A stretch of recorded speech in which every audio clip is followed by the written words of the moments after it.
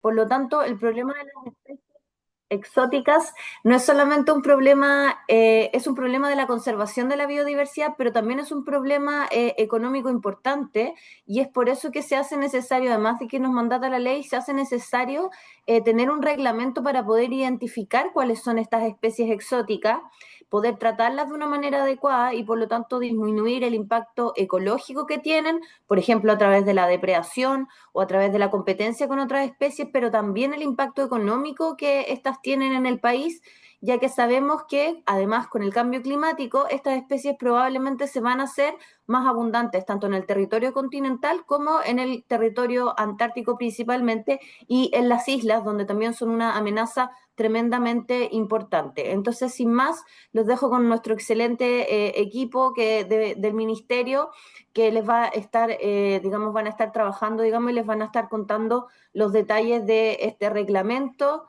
Bueno, enfatizo la importancia que tiene para nosotros, tanto por mandato de la ley como para la conservación de la biodiversidad, el contar con este reglamento y también contar con su participación.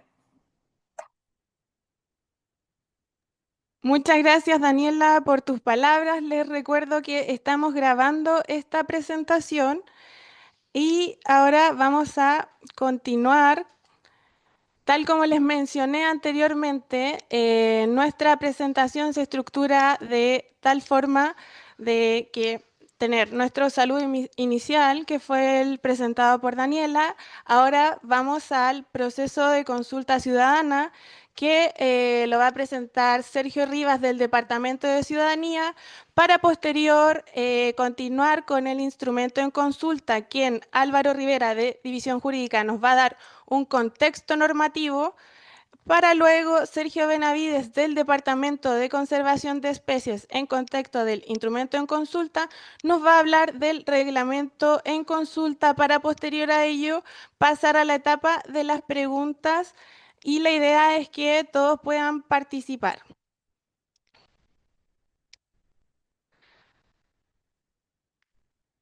Dejo con ustedes a Sergio Rivas, quien va a hablar de la participación del encuentro. Hola, buenos días a todos, a todas. Gracias, Camila, por el pase. ¿Me confirmas que me escuchan bien? ¿Sí? Se Súper. escucha bien. Gracias, Camila.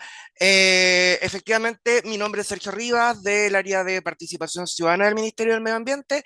Y les voy a contar un poquito del proceso de consulta pública y además, bueno, como estamos viendo ahí en esa lámina, invitarlo a que todas sus consultas, todas sus inquietudes puedan canalizarla a través del botón pregunta y respuesta que está aquí en la barrita horizontal acá abajo, para que entonces ocupemos el chat como lo hemos venido ocupando hasta ahora, para que nos saluden, nos cuenten de dónde se conectan, etcétera. Así que ahora vamos a avanzar a la siguiente lámina y les voy a contar un poquito entonces de qué se trata este proceso de consulta pública y cómo ustedes pueden hacer sus observaciones de manera muy rápida y resumida. La consulta pública y la consulta ciudadana es un mecanismo de participación reconocido en la ley 20.500, que es la ley que regula la participación entre el Estado y la ciudadanía. Y este mecanismo, esta consulta pública, esta consulta ciudadana, tiene dos grandes objetivos. Un objetivo es poder informar sobre el instrumento de regulación ambiental, en este caso el reglamento de especies exóticas invasoras, informar sobre el detalle, informar sobre el anteproyecto, sobre la propuesta que está realizando el Ministerio del Medio Ambiente en esta temática. Ese es un gran objetivo, entonces, informar a la ciudadanía.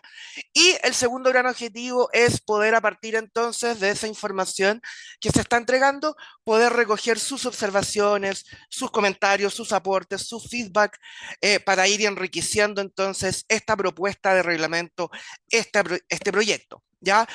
Y la consulta pública tiene ahí unos canales definidos para que ustedes puedan hacer sus observaciones, etcétera, que los vamos a ver ahora entonces en las siguientes láminas. Vamos con entonces los plazos, súper importante. Este proceso de consulta pública abrió el día 3 de julio y va a estar disponible para que ustedes puedan revisar toda la información de este proceso y hacer observaciones hasta el 18 de agosto. Hoy día estamos haciendo esta primera actividad, este encuentro informativo. Insisto, el objetivo es poder, valga la redundancia, informarles sobre este proceso y sobre todo sobre la propuesta de reglamento y recoger sus observaciones. Estamos también trabajando con el equipo en ver la opción de poder hacer una segunda actividad, también de manera virtual. Esperamos poder realizarla ahí en las próximas semanas, así que los invitamos a que estén atentos a nuestras redes, nuestros medios de difusión institucional y al portal de consultas ciudadanas, porque vamos a estar ahí difundiendo la convocatoria en los próximos días. Vamos a la siguiente lámina entonces. ¿Cuáles son nuestros canales de participación? Súper importante, cómo ustedes pueden ser parte de este proceso, informarse y hacer sus observaciones. Tenemos tres grandes medios, tres grandes canales. La plataforma electrónica consultasciudadanas.mma.gov.cl, y que en la siguiente lámina la vamos a revisar un poquito más en detalle. Tenemos también un segundo canal, un canal más presencial, más análogo, si ustedes quieren, que son las oficinas de parte de cada una de las secretarías regionales ministeriales del medio ambiente. Nuestra Ceremi, en cada una de las 16 regiones, ustedes pueden ingresar ahí su observación por escrito y luego la subimos al portal. Y eventualmente en alguna actividad presencial que esté realizando el Ministerio del Medio Ambiente, ustedes también pueden hacer llegar su observación por escrito y luego esta es ingresada también a nuestro portal de consulta ciudadana.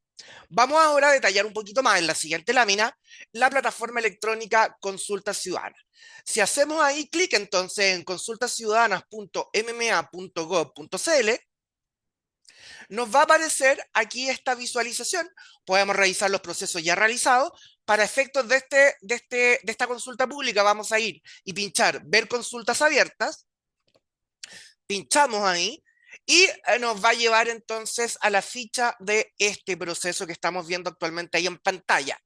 Muy rápidamente, bueno, aquí ustedes pueden ver los plazos, cuántos días quedan para que la consulta esté abierta. Podemos ir al instrumento en consulta, podemos ir al expediente, acá podemos revisar algunos otros documentos más relevantes como la resolución de inicio, la publicación en el diario oficial, una minuta más resumida y explicativa de la propuesta de reglamento, etc. Si ustedes quieren hacer observaciones, entonces pinchamos aquí arribita, la esquina superior derecha, ingresar observaciones, y nos va a llevar a la siguiente imagen. Nos va a preguntar si somos organización, somos persona natural, si queremos ingresar con clave única, sin clave única. Pinchamos de nuevo entonces ahí y nos va a llevar ahí a pedir una serie de datos que son necesarios para que ustedes puedan hacer sus observaciones. Nos piden algunos datos que yo al final ahí en la siguiente lámina les voy a explicar por qué. Entonces, vamos a la siguiente lámina. Pinchamos, hacemos otro clic y tenemos dos opciones para ingresar finalmente nuestras observaciones.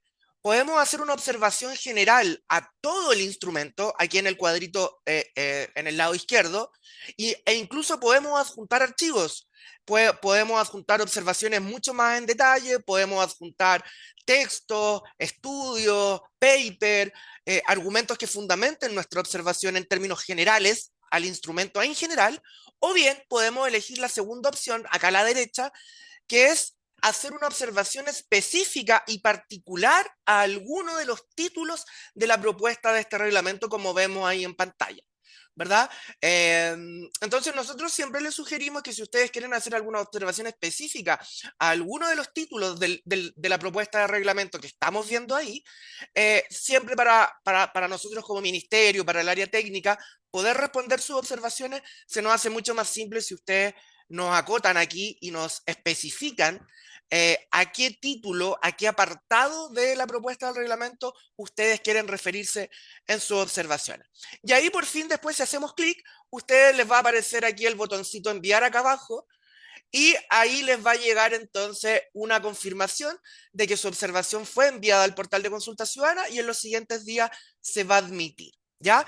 Quiero contarles también ahí, antes de finalizar, quiero contarles que todas las observaciones que ustedes realizan hasta el 18 de agosto, nosotros como ministerio entonces hacemos un consolidado de observaciones en un archivo Excel, que una vez que el proceso cierra, nosotros lo subimos a la plataforma de consulta ciudadana, para que toda la ciudadanía pueda ver efectivamente cuáles son todas las observaciones que se recibieron.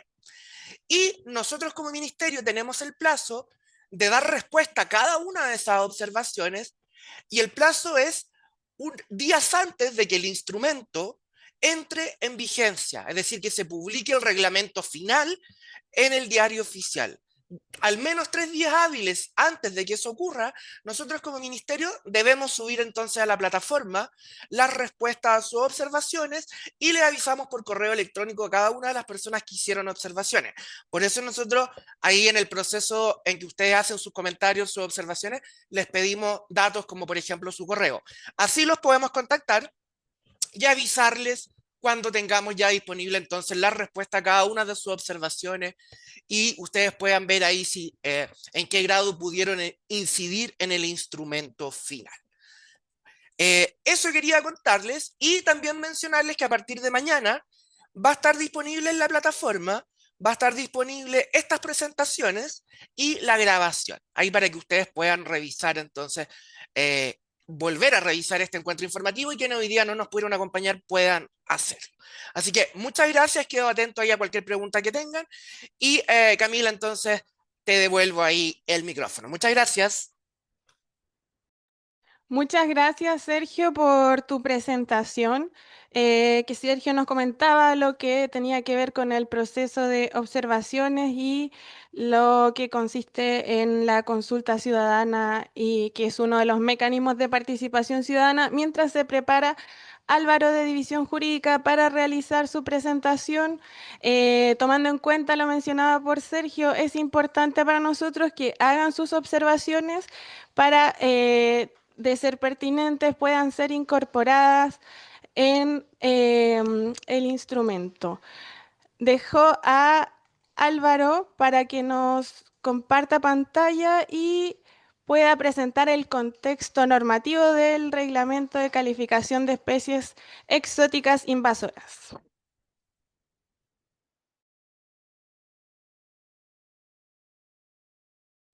¿Se ve la presentación? Y se escucha perfecto. Súper. Partamos entonces. Buenos días a todas las personas asistentes. Muchas gracias por estar en esta instancia, como siempre. La idea de esta presentación es hacer, como les mencionaba los colegas, un contexto normativo e institucional de dónde estamos situados respecto de la elaboración de este reglamento, la Ley 21.600, que crea el Servicio de Diversidad de Áreas Protegidas, y el Sistema Nacional de Áreas Protegidas, que durante su tramitación parlamentaria fue conocida como la Ley para la Naturaleza por los distintos avances que se producían en torno a la conservación del patrimonio ambiental del país. Y sin más preámbulo, vamos derecho a esta contextualización normativa e institucional. Ya. ¿Por qué se tornó importante la aprobación de esta ley? Cabe señalar que este era un compromiso de prácticamente todos los gobiernos que han pasado, los últimos 3 gobiernos, estuvo en sus programas de gobierno, en el contexto de crisis, de triple crisis. Aquí le falta una, ¿cierto?, que es la de contaminación, pero lo que más motiva a esta normativa es la crisis climática y de pérdida de biodiversidad, y compromisos de Chile frente a la OECD. ¿Por qué estos compromisos de Chile frente a la OECD? Porque para ingresar a este club, ¿cierto?, de países desarrollados, se hizo un análisis, y dentro de este análisis de la institucionalidad en general del país en distintos ámbitos, se abordó la problemática respecto a la dispersión institucional en torno a la conservación del medio ambiente. Ya en todo caso, el servicio tuvo su primera aparición, por así decirlo, en la ley 19.300, con las modificaciones que la ley 20.417 introdujo, ¿cierto?, el año 2010, incluyendo al Servicio de Diversidad de Áreas Protegidas como parte de la institucionalidad ambiental. La dispersión normativa a la que hizo referencia a la OECD, pero también que no era que lo que nos dijo la OECD nosotros no lo conocíamos a la perfección, em, pero que es parte del análisis, ¿cierto? Es que especialmente en torno a áreas protegidas, pero también respecto de la conservación de la naturaleza en general, existían distintas instituciones, distintos órganos de la administración del Estado con competencias dispersas, lo que hacía difícil de lograr los objetivos finales en torno a la conservación. Aquí, por ejemplo, respecto de las áreas protegidas, teníamos todos estos organismos del Estado, ¿cierto? Siendo el más visible o la cara más visible la CONAF, la Corporación Nacional Forestal, que depende del Ministerio de Agricultura, que estaba a cargo de la administración de lo que se conoció como el SNASP, ¿cierto? El Sistema Nacional de Áreas Silvestres Protegidas, constituido por parques nacionales, reservas nacionales y monumentos naturales. Pero también participaba otros órganos del Estado, especialmente, como les decía, posterior al año 2010, cuando se crea también el Ministerio del Medio Ambiente, eh, eh, en el que el Ministerio del Medio Ambiente, ¿cierto?, pasa a tener la supervigilancia sobre el Sistema Nacional de Áreas Protegidas, eh, pero también está el Consejo del Ministerio de la Cultura, con su participación en torno a los santuarios de la naturaleza, una figura creada en los años 90 a propósito, o sea, perdón, anterior incluso, pero que estaba a cargo antes del Ministerio de Educación, que luego pasa al Ministerio de la Cultura, siempre a cargo del Consejo de Monumentos Nacionales. El Ministerio de Economía a través de Subpesca y Cernapesca con la creación y la tuición de parques y reservas marinas, y el Ministerio de Bienes Nacionales como el representante del Estado en la administración de lo que son los bienes nacionales y bienes fiscales, y en definitiva respecto de la creación, participaban mucho en la creación, pero también creando las figuras de bienes nacionales protegidos que se encontraban bajo su administración como autodestinación o destinados, concesionados a un tercero, pero bajo esa lógica. Entonces, existían distintas categorías, bajo distintos ministerios, con distintos criterios también de manejo, con distintos criterios de gestión, algunos con o sin administración, habiendo entonces una modelación ahí bastante poco apropiada por las distintas instituciones que intervenían en este proceso. Aquí vemos en una gráfica cómo se manifestaba esta dispersión institucional. En un mismo territorio vemos que existían parques nacionales en zona terrestre, reservas nacionales a cargo de CONAF, también un parque marino, un bien nacional protegida y un área de conservación marina de múltiples usos a cargo del Ministerio de Medio Ambiente. Entonces, en un mismo territorio, distintas reglas, distintos lineamientos de manejo y de gestión, lo que por supuesto no es apropiado para la propia conservación del medio ambiente, pero también para la ciudadanía, para las personas que hacen uso del territorio con los distintos tipos de usos, ya sea de usos ancestrales por parte de pueblos indígenas, por el uso de la gente que tiene ahí hacía uso, digamos, de recursos naturales con mayor o menor sustentabilidad, porque no existía de esta claridad en torno a las distintas límites o criterios y también criterios, perdón, para el manejo de una u otra área protegida, así como tampoco una normativa uniforme y contundente para cada uno de estos espacios. Este no lo voy a leer en detalle, pero este fue más o menos el tramo final del año 2014 a la fecha de la discusión parlamentaria, que fue muy larga, ¿cierto? Y como les decía, esto parte anteriormente con la ley 20.417, entonces esta podría llamarse la recta final de 10 años prácticamente. Pero bueno, la ley finalmente se aprobó. El 6 de septiembre del año 2023 fue publicada en el Diario Oficial, comenzando entonces su vigencia y completándose así la institucionalidad ambiental.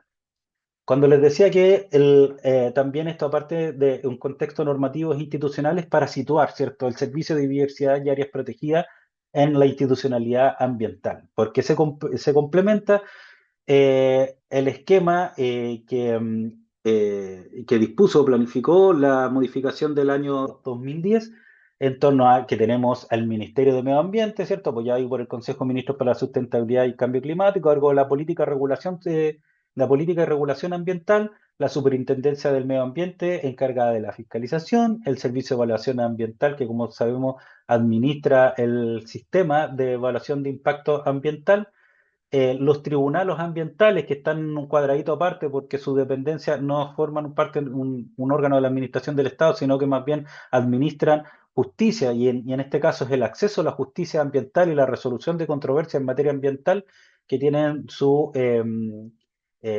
la Superintendencia Directiva Correccional y Económica está a cargo de la Corte Suprema. Entonces, se complementa con el Servicio de Biodiversidad y Áreas Protegidas, un nuevo servicio público que se encargará de la conservación dentro y fuera de áreas protegidas, que será de carácter descentralizado. Esto quiere decir que va a tener personalidad jurídica y patrimonio propio, contará con instrumentos y una normativa diversa dentro y fuera de áreas protegidas para la gestión de la biodiversidad, con dos grandes focos: los instrumentos para la conservación de la biodiversidad y el Sistema Nacional de Áreas Protegidas. Todo esto unido, ¿cierto?, con nuevas competencias sobre fiscalización y sanción por infracciones que se cometan en torno a los nuevos instrumentos que generan. Esto también es de suma relevancia porque anteriormente, si bien, como les señalaba, existía, por ejemplo, Lex SNASPE, al no haber una ley, la muy buena labor que realizaban los colegas de CONAF en torno a la administración del áreas protegidas, por ejemplo, carecía de la facultad para imponer sanciones por contravenciones, por ejemplo, al plan de manejo de un área protegida, situación que esta ley viene a resolver. Solo esto como un dato para que lo vayan teniendo en su radar. La ley 21.600 dispuso en su artículo primero transitorio que el Servicio de Biodiversidad y Áreas Protegidas comenzaría su funcionamiento de acuerdo a un decreto con fuerza de ley que tenía que emitir el Ministerio del Medio Ambiente en el transcurso de un año desde promulgada la ley. Y es así como salió el decreto con fuerza de ley número 1, fue publicado en marzo del año 2024, el que señaló que el Servicio de Diversidad y Áreas Protegidas para su entrada en funcionamiento contemplará un periodo de implementación y otro de operación. Esto es muy importante porque actualmente nos encontramos precisamente en el periodo de implementación, porque es relativamente obvio que un servicio nuevo no puede de la nada llegar y comenzar a ejercer funciones, sino que necesita instalaciones, personal, los reglamentos, por supuesto, como el que vamos a ver hoy en día, y luego el decreto con fuerza de ley número 2, publicado en el Diario Oficial en noviembre también del año pasado, ya se la jugó con una fecha exacta que puso que la etapa de implementación finalizaría en febrero del año de 2026, es decir, el 1 de febrero del año 2026, el Servicio de Biodiversidad y Áreas Protegidas ya comenzará a estar en operaciones, ejerciendo todas las competencias legales que le otorga la ley, salvo en aquellas materias donde hay vigencia diferida, como por ejemplo son la administración de las áreas protegidas en las categorías de parque nacional, reserva nacional y monumento natural, porque existe una disposición transitoria que expresamente dispuso aquello.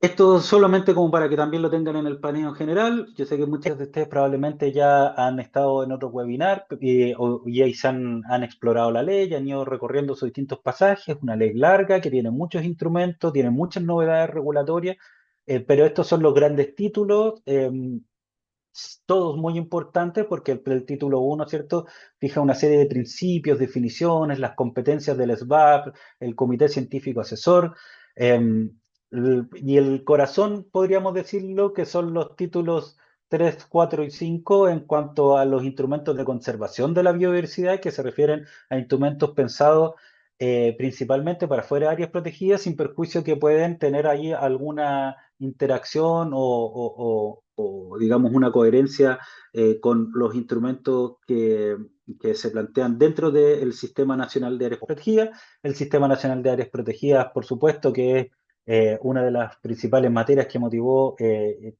digamos, la iniciativa de esta ley. y, como les comentaba, la fiscalización, infracciones, sanciones y la forma de reclamación de los instrumentos que se aprueban producto de esta ley. Finalmente, la ley también modifica diversos cuerpos legales a fin de armonizar esta dispersión normativa que les hablábamos en torno a este nuevo cuerpo legal. Y las disposiciones transitorias, que en el fondo las disposiciones transitorias lo que hacen es decir, mire, hay ciertas materias que requieren una regulación especial en el intertanto, como por ejemplo las que tienen que ver con las materias administrativas, de personal, qué pasa con las nuevas categorías de áreas protegidas en torno a las categorías anteriores, el sistema de reclasificación y homologación, la, etcétera. Y bueno, hay distintos desafíos normativos en torno a esta nueva ley. Los que nos convoca en particular tienen que ver con las remisiones reglamentarias. Existen 22 remisiones reglamentarias que van a ser agrupadas en 14 reglamentos distintos. Es una pega muy importante, es harto trabajo que requiere en un plazo acotado que señaló la ley, sacar estos reglamentos, dentro del cual se encuentra el reglamento que le va a presentar Sergio, que es el reglamento que está mandatado en el artículo 45 de la ley en torno a los planes de prevención, control y erradicación de especies exóticas invasoras. Aquí pueden ver el resto de las remisiones reglamentarias a las que hacía mención. Solamente para exponer el artículo 45, lo invito a ir porque no solamente habla de lo que está aquí proyectado en pantalla y lo que va a ver Sergio, sino que también otras facultades del servicio en torno a la prevención, control y erradicación de especies exóticas invasoras, pero la remisión reglamentaria está apuntada a dos grandes materias, que es establecer las nóminas de especies calificadas como exóticas invasoras, el procedimiento para que esa nómina, digamos, se publique y sea aprobada, y la elaboración de los planes de prevención, control y erradicación de especies exóticas invasoras, que es lo que les va, como les decía, a presentar Sergio. Finalmente, solo como también para que lo tengan dentro de su panorama, esta es la estructura que se está siguiendo para la elaboración y aprobación de todos los reglamentos en torno a la ley 21.600. Actualmente estamos en la fase que, como ustedes ven ahí, de consulta ciudadana. Luego de las consultas, las consultas son todas analizadas, como les decía Sergio, eh, son todas contestadas, son ponderadas, se toman debidamente en consideración, en línea con lo que dice también el acuerdo de Escazú. Si son pertinentes, se incluyen en el reglamento. En esto puedo dar fe porque somos parte del equipo técnico que revisa estas observaciones y esta es una posibilidad real de participación ciudadana con incidencia si es que el aporte, digamos, la observación es pertinente, son incluidas las observaciones en la propuesta definitiva de reglamento que luego es llevada al Consejo de Ministros para la Sustentabilidad y el Cambio Climático, y una vez aprobada por el Consejo de Ministros para la Sustentabilidad y el Cambio Climático, sigue el proceso regular de firmas por parte de las autoridades competentes, el presidente de la República, por supuesto, y luego se ingresa el decreto a toma de razón por parte de la Contraloría General de la República. Esto es más o menos el contexto institucional y normativo que les puedo dar. La parte más entretenida tiene ahora con Sergio Benavides, que les contará de qué se trata el reglamento de especies exóticas invasoras. Eso puedo hablar, Camila. Muchas gracias. Dejo de compartir. Le agradecemos a Álvaro Rivera por el contexto normativo e institucional, y ahora se prepara Sergio Benavides para hablar del reglamento en consulta. Te damos las gracias, Álvaro, por tu presentación, y dejamos a Sergio para que comparta pantalla.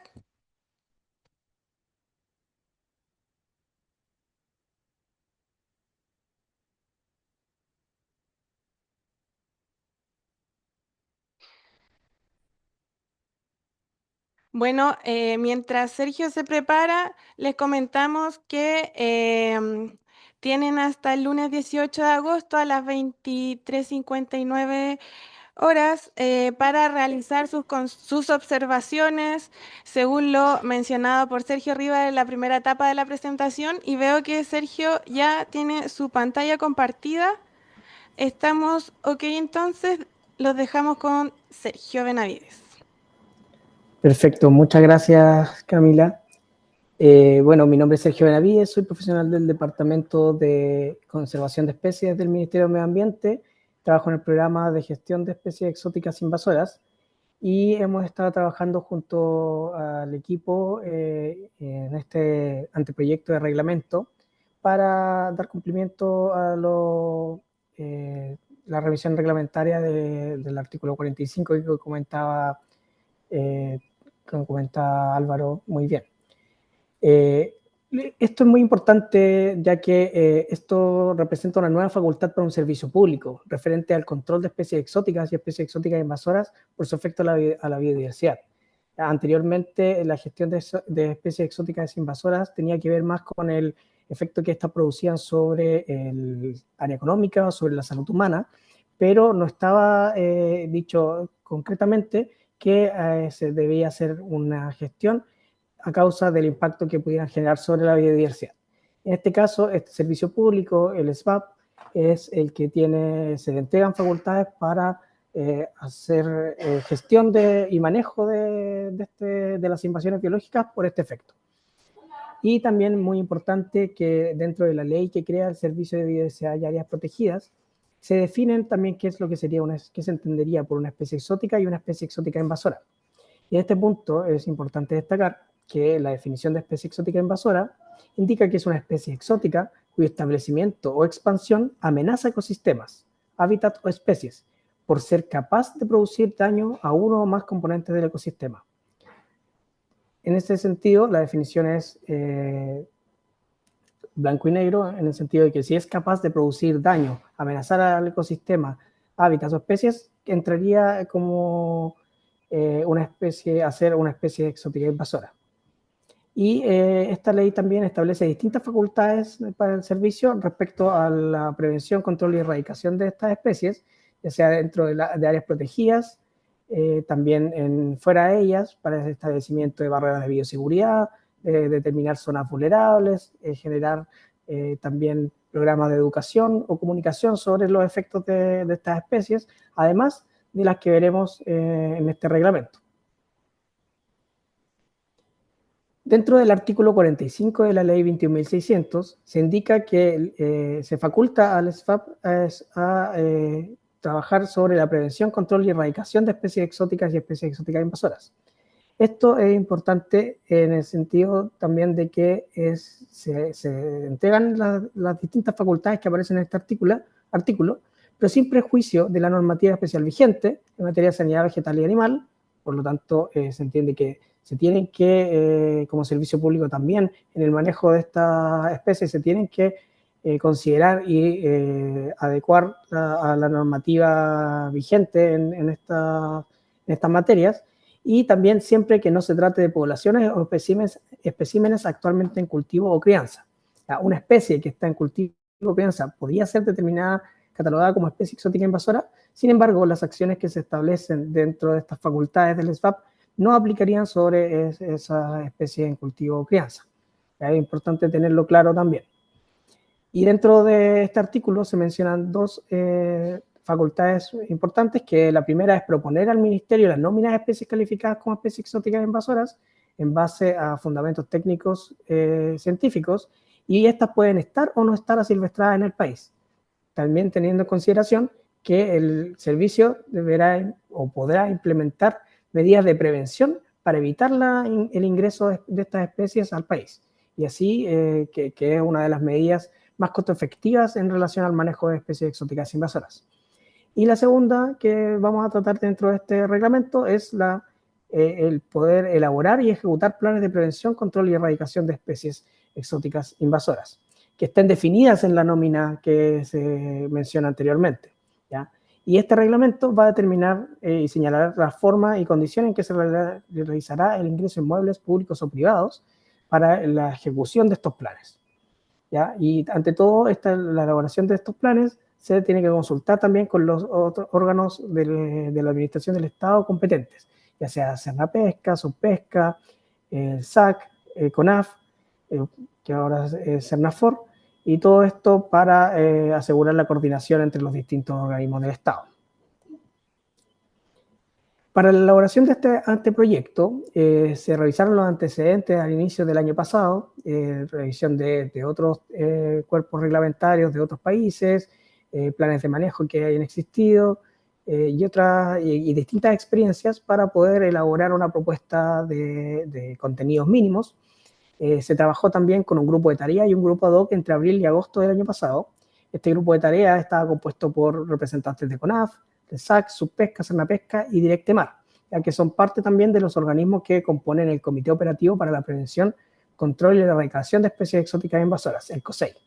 Y también se trabajó con especialistas, representantes de la academia, centros de investigación y organizaciones de la sociedad civil con experiencia en gestión o investigación también de especies exóticas invasoras, con un total de 28 especialistas, donde también se trabajaron cuáles deberían ser los contenidos mínimos de estos planes de gestión y otras consideraciones que se deberían tener al momento de planificar el manejo de especies exóticas invasoras en los distintos contextos donde se pueden encontrar, ya sea ámbito terrestre, acuático o marino también, ¿ya?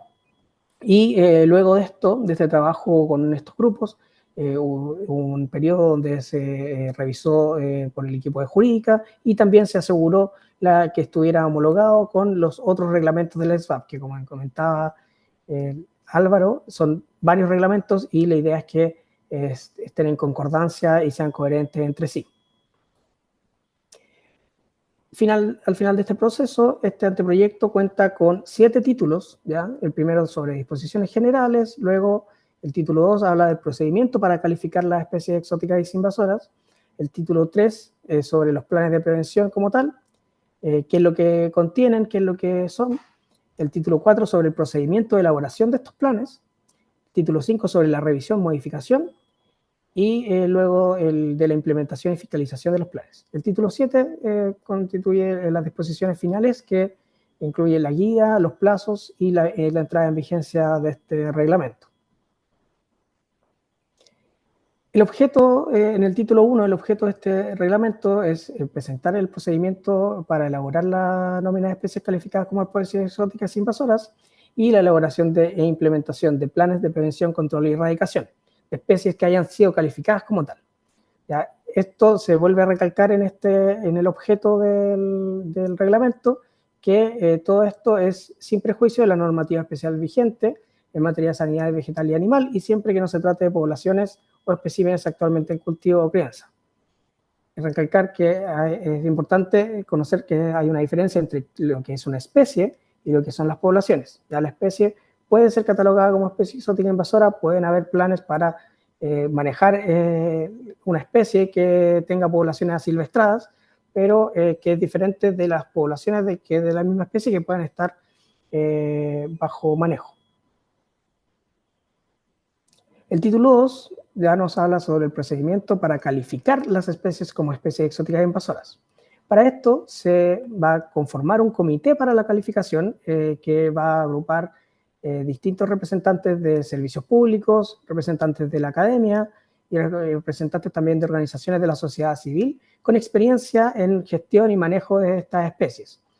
La idea es que este comité pueda asesorar y colaborar con el SFAP y con el Ministerio para la calificación de estas especies, reunir los antecedentes necesarios para determinar si es que son capaces de producir daño, como veíamos en la definición al principio, y este comité también podrá invitar a sus sesiones a otras instituciones, a otros especialistas que sean necesarios para poder determinar esta información. Junto con el SFAP, la idea es que se determine qué especies son calificadas como tal y en qué áreas geográficas también. Puede ser que una especie sea calificada como especie exótica invasora para todo el territorio nacional o en algunos casos solamente para la extensión de presencia de esta especie, o pueden haber casos donde especies nativas, como por ejemplo el maqui, que es nativa del Chile continental, pero es exótica en Juan Fernández, por ejemplo, y se puede determinar y se tiene que explicitar en esta nómina que la especie es catalogada como especie exótica invasora solo en Juan Fernández, por ejemplo. Entonces podrían haber casos donde se tiene que explicitar cuál es el área donde es catalogada como tal. Y el procedimiento consta de una etapa que ejecuta el SVAP, que es el SVAP el que propone esta nómina, y luego el ministerio es quien oficializa la nómina.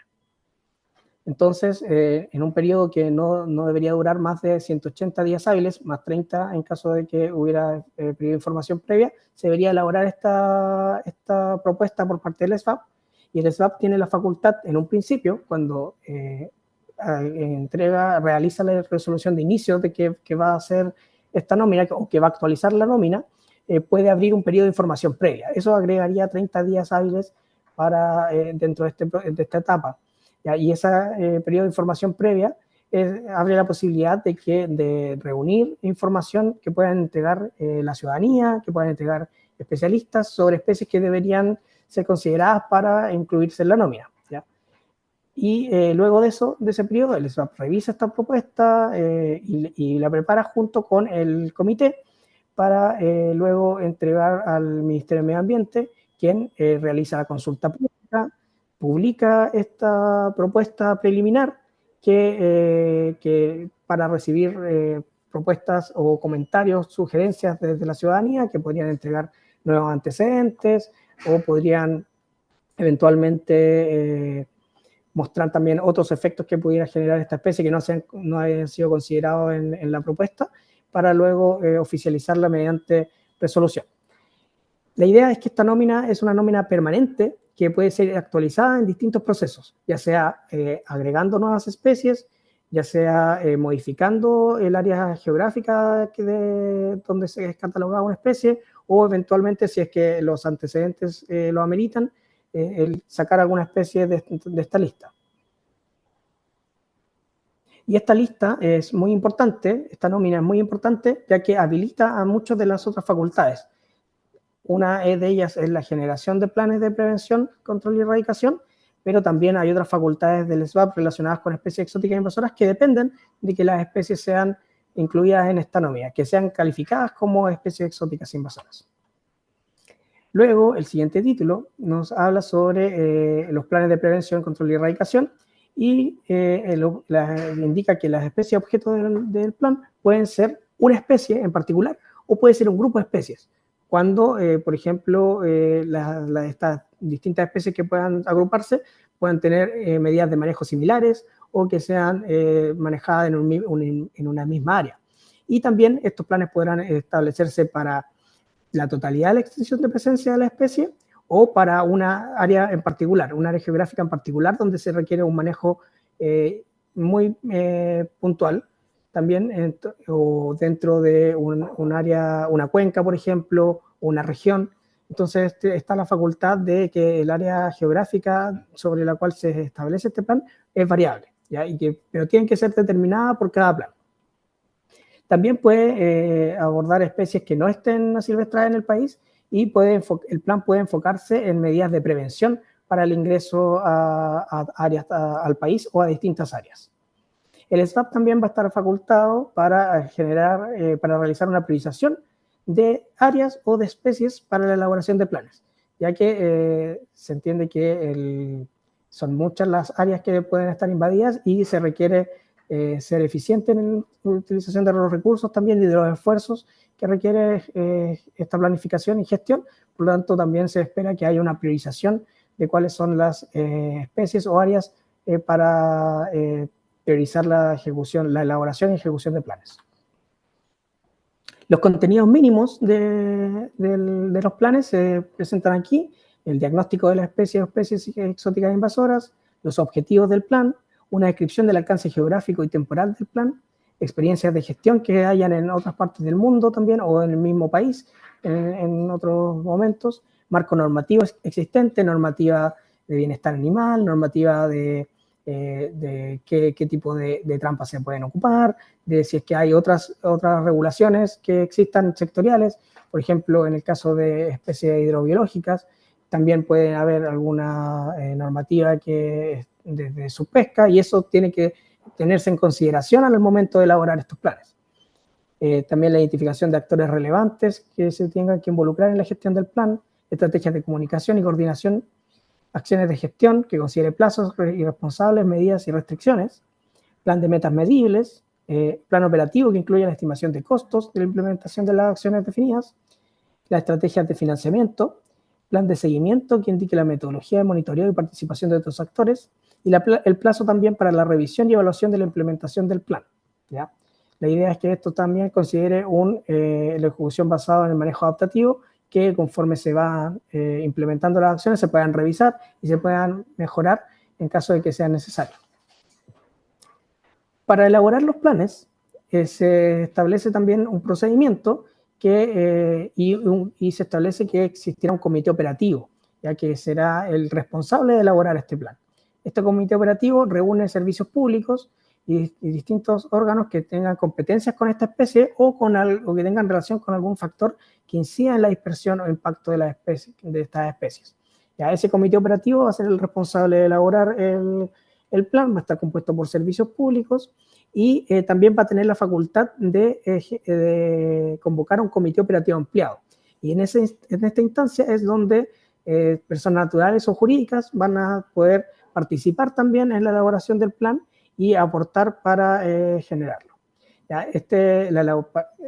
Este periodo va a tener una duración de 12 meses donde se va a poder elaborar el anteproyecto del plan, que luego va a ser consultado, que va a abrir un periodo de consulta pública para también, como estamos haciendo ahora, recibir comentarios, sugerencias, revisar cualquier elemento que pudiera ser ajustado o mejorado.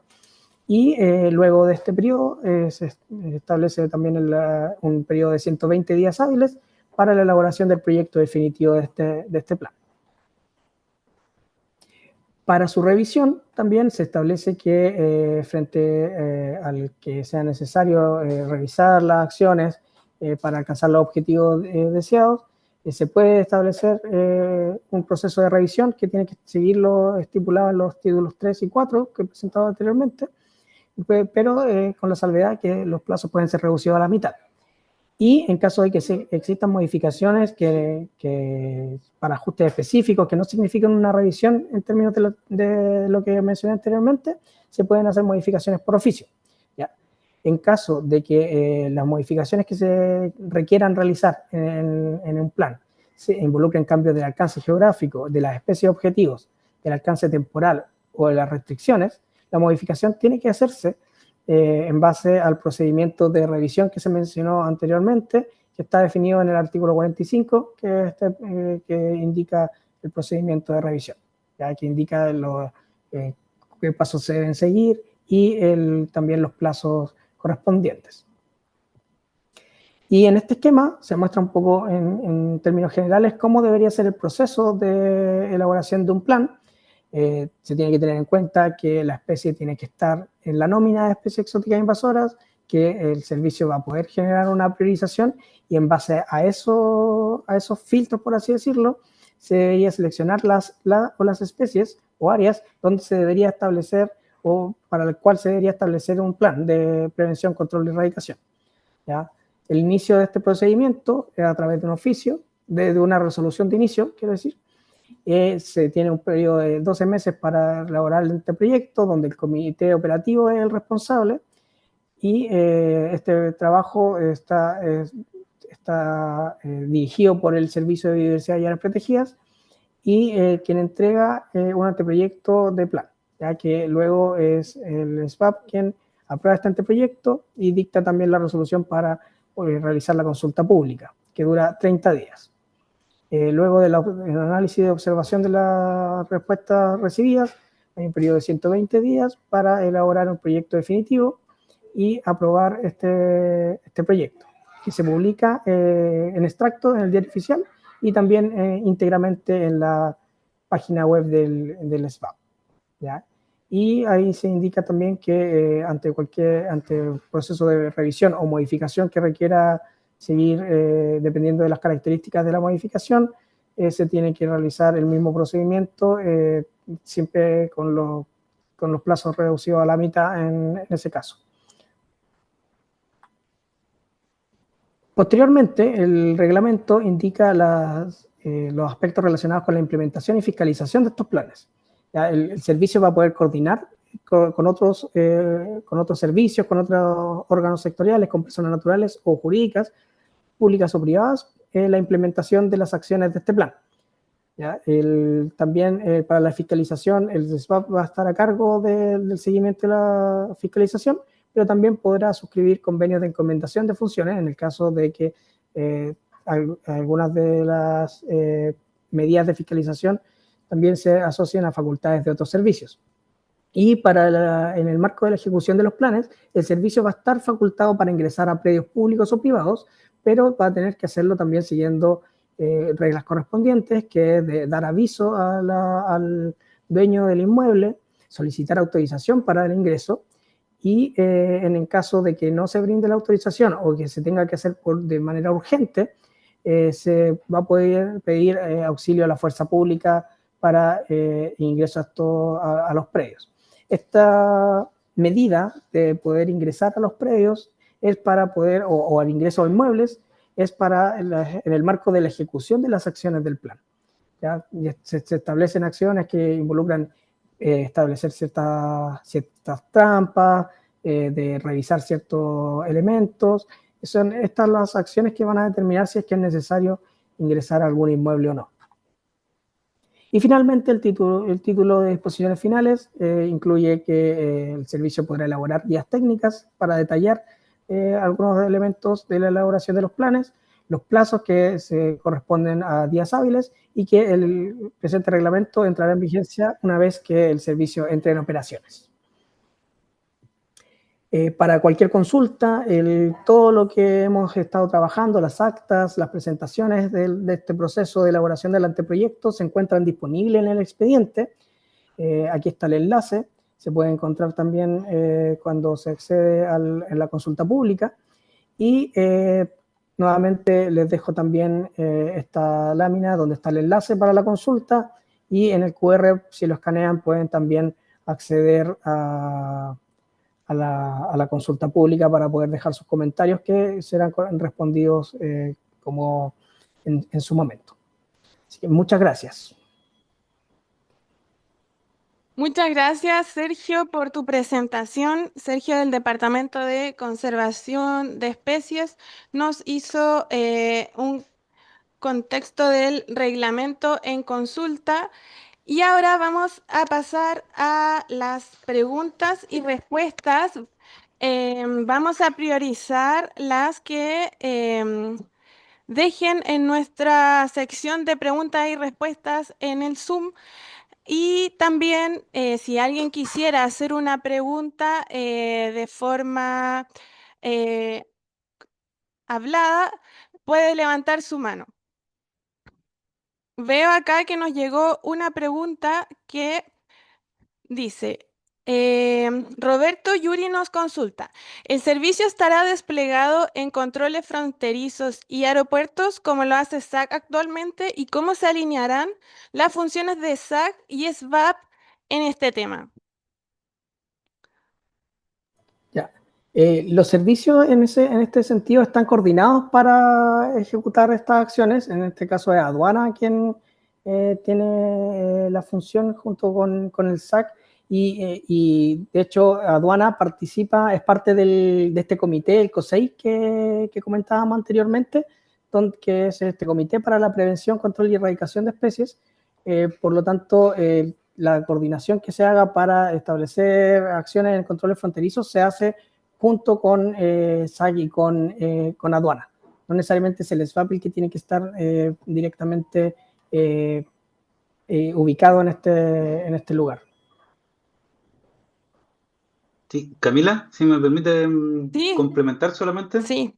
Como les decía al principio, la remisión reglamentaria es de la calificación y la elaboración de los planes, pero el artículo 45 también tiene otras competencias del SVAP sobre la materia, y la letra H del artículo 45 de la ley dispone que es facultad del Servicio de Biodiversidad y Áreas Protegidas autorizar o denegar en conjunto con el SAC o la Subsecretaría de Pesca y de Agricultura, según corresponde al tipo de especie, la internación de especies exóticas al país que sean calificadas como invasoras o de riesgo para la biodiversidad. Es decir, también hay que entender que los planes pueden tener acciones y medidas. También lo que les comentó Sergio, el servicio va a disponer guías para poner en la práctica, digamos, cuáles son sus competencias en torno a la prevención, control y erradicación de este tipo de especies.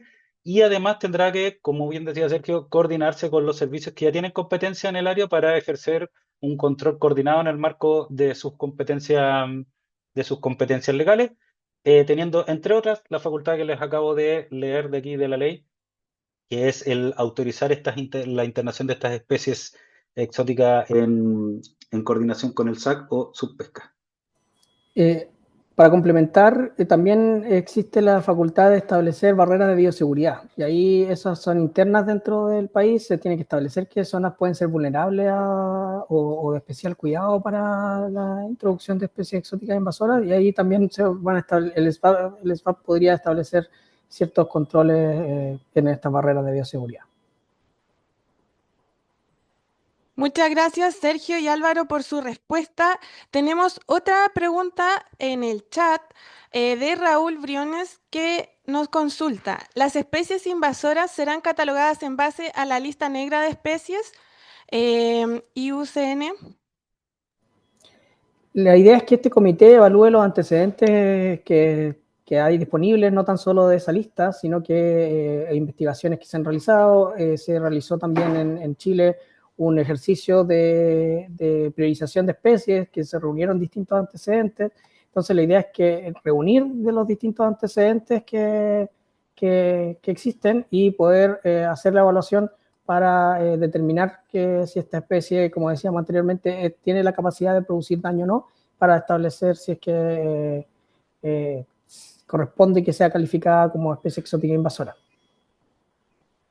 Perfecto, muchas gracias. Continuamos con las preguntas que nos han ido dejando en la sección de preguntas y respuestas. Agradecemos a todos los que están participando. Continuamos con Úrsula Partarrieu. ¿Cómo se relacionan los planes de especies exóticas invasoras con las estrategias de especies exóticas invasoras definidas en los planes de manejo en cada área protegida?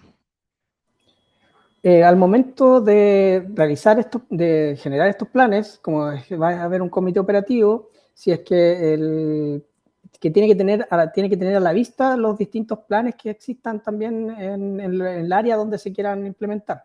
Si es que el plan que se está elaborando abarca un área protegida que tiene estrategias de manejo ya determinadas en su plan de manejo, estas estrategias deberían conversar e incluirse y fortalecerse dentro de este plan, que podría dar apoyo a la ejecución de las medidas del plan de manejo de un área protegida en particular.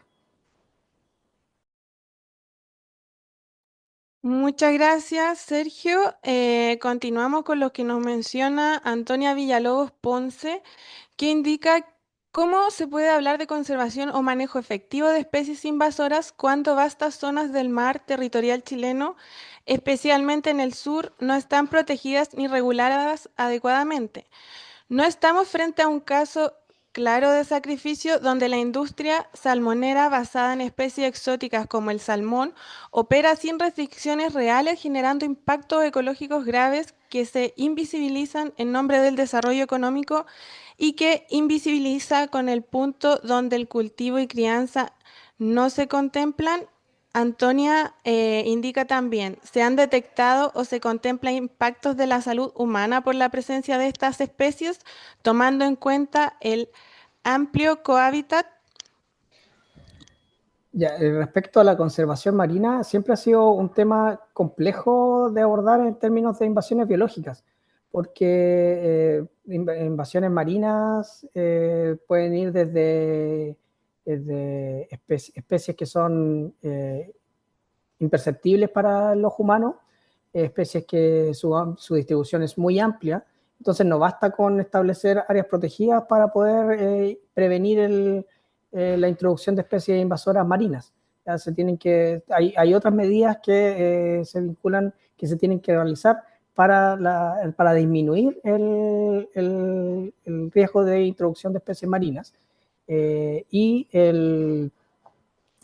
ese sentido, es un aspecto complejo que se tiene que abordar con distintos tipos de medidas. Ya en algunos casos, medidas relacionadas con el manejo de agua de lastre, por ejemplo, de limpieza de cascos sobre las bioincrustaciones.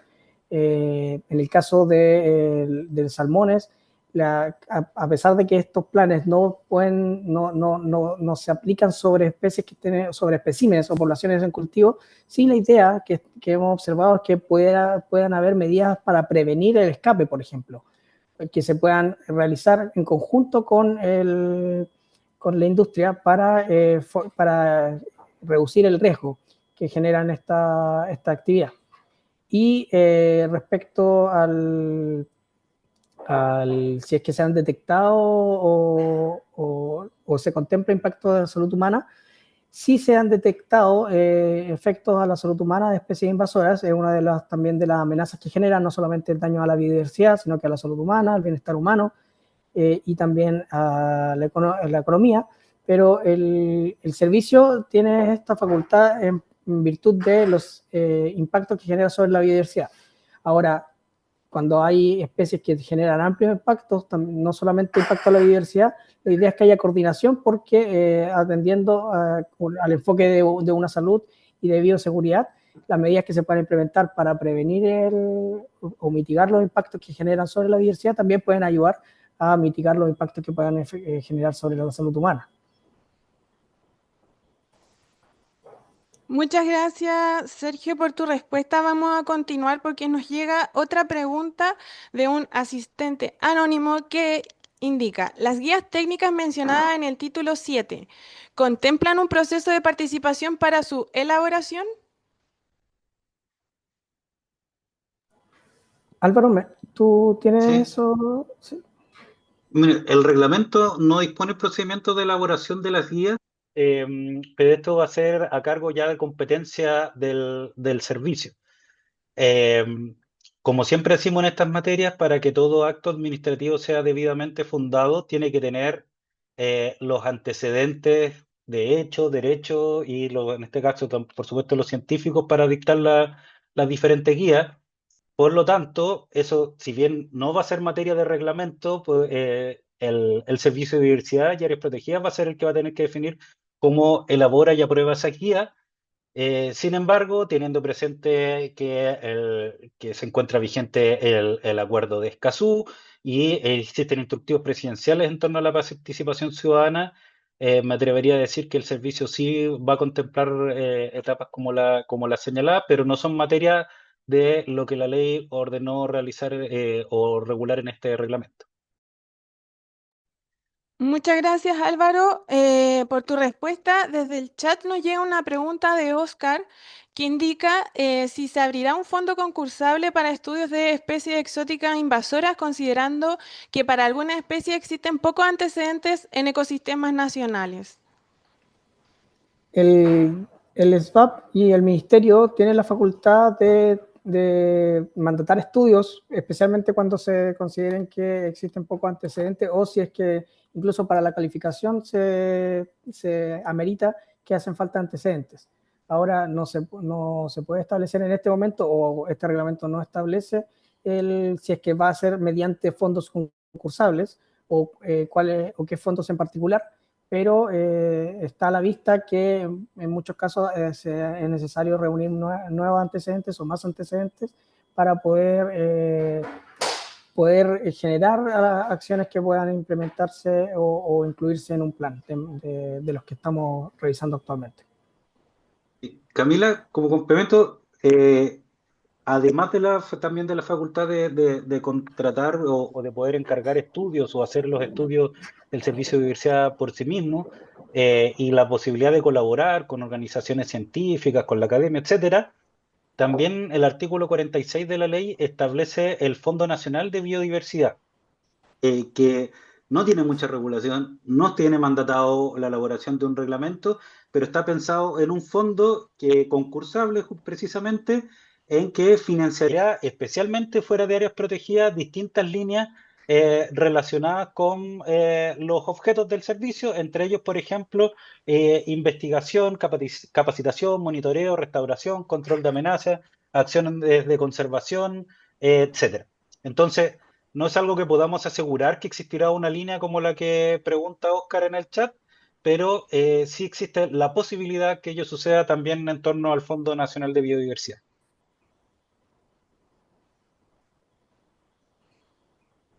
Muchas gracias, Álvaro. Vamos a continuar con otra pregunta que nos llega por la sección de preguntas y respuestas. Asistente anónimo indica: buenos días, gracias por las presentaciones. ¿Cómo se relaciona este reglamento con el Reglamento de Internación de Especies Hidrobiológicas? El Reglamento de Internación incluye especies exóticas e invasoras. Bueno, como decía Álvaro anteriormente, el servicio también va a tener la facultad de autorizar o denegar la internación de especies que estén catalogadas como especies exóticas e invasoras, pero en coordinación también con los organismos competentes que tengan su propia regulación.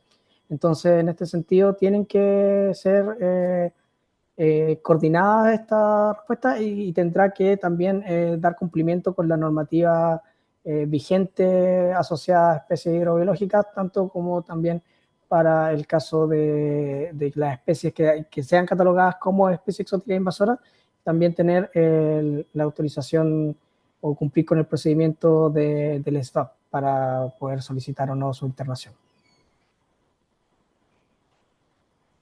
Muchas gracias, Sergio, por tu respuesta. Creo que no tenemos más consultas. Agradecemos a todos quienes asistieron el día de hoy, a Sergio, Álvaro, Sergio Rivas de Participación Ciudadana y a Daniela. Para ir cerrando esta presentación, quería dejar que Sergio nos mencionara una idea fuerza para cerrar este webinar. Si nos podrías decir como una idea fuerza para finalizar la presentación.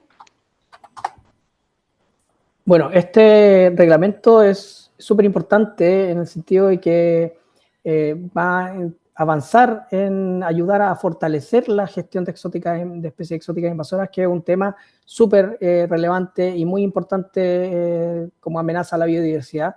Por lo tanto, es una instancia muy importante también de poder hacer los comentarios, generar un muy buen reglamento que nos ayude y que impulse la gestión de esta amenaza con ayuda de este nuevo servicio que se está implementando y que se está también haciendo cada vez más presente en los distintos territorios. Así que yo lo veo como un gran avance, una gran oportunidad y esperamos también que abra las puertas a esta gestión colaborativa y de mano con distintas organizaciones que ya en algunos casos se encuentran haciendo gestión, que ya están implementando acciones y poder hacerlo de manera más coordinada y mancomunada. Agradecemos a todos los que participaron. Invitamos a quienes asistieron que puedan dejar sus observaciones en los plazos que mencionó Sergio Rivas hasta el lunes 18 de agosto de 2025. Va a estar abierto hasta las 23:59 horas el portal para que puedan realizar sus observaciones y puedan ser consideradas. Cada una, les pedimos por favor que tengan en cuenta lo que mencionaban en la sección de la presentación de participación, que tengan en cuenta el encasillamiento, que sean precisos, específicos, para que podamos dar de mejor forma respuesta a sus consultas. En caso de que hoy no hayan podido en caso de que hoy hayan quedado con alguna inquietud, los invitamos también a que realicen sus observaciones y la presentación y la grabación va a estar en el portal mañana. Muchas gracias a Sergio Benavides nuevamente, a Álvaro Rivera, a Sergio Rivas, a Daniela Manusevich por su tiempo y por su colaboración. Que tengan un buen día.